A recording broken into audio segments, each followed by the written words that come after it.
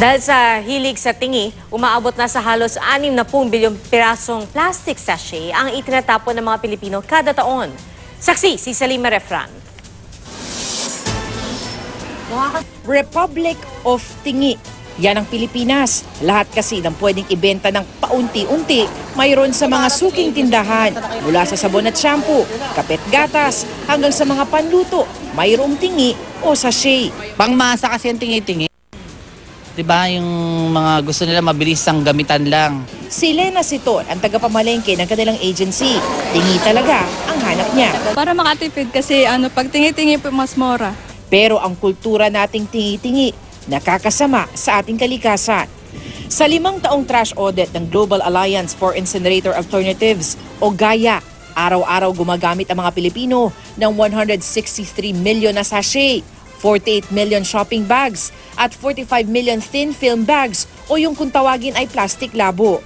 Ang tinatapon nating mga sachet umaabot ng 59.7 billion na piraso kada taon, sapat para balutin ng Metro Manila ng isang talampakan. Kada Pinoy gumagamit ng 591 na piraso ng sachet, 174 shopping bags at 163 plastic labo sa loob ng isang taon.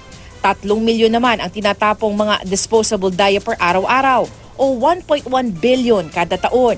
Kinolekta ng Mother Earth Foundation ang datos mula sa 21 lugar sa bansa, kabilang ang 6 na syudad at 7 bayan.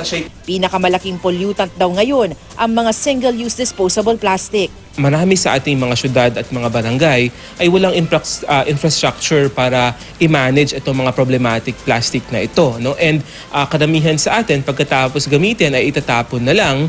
Ang mga plastic, sachet at disposable diaper na ito nakakapuno sa ating mga landfill o di kaya nakakabara sa mga daluyan ng tubig. Kaya kapag tag-ulan, katakataka pa bang ang mga bigla ang pagbaha? May magagawa pa naman daw ang gobyerno sa problemang ito. Kung lahat lang po ng barangay, lahat ng bayan at syudad ay magpapatupad ng ecological solid waste management, kaya natin na bawasan by as much as 80% yung ating basura. Kaya naman, kanilang tinutulak ang zero waste lifestyle o substantial waste reduction sa mga bahay. Sagot daw sa kulturang tingi-tingi ng mga Pilipino, itong tinatawag nila na refill revolution. Doon sa mga eco-friendly na mga tindahan, pwede kang magdala ng iyong sariling lalagyan at sila na ang maglalagay ng iyong mga kinakailangan. Magagawa ito sa paggamit ng mga container sa pamimili o paggamit ng zero waste products tulad ng mga shampoo bars.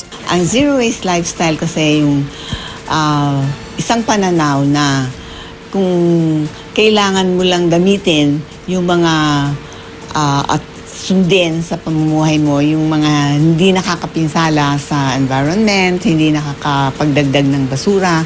Ako si Salima Refran, ang inyong saksi.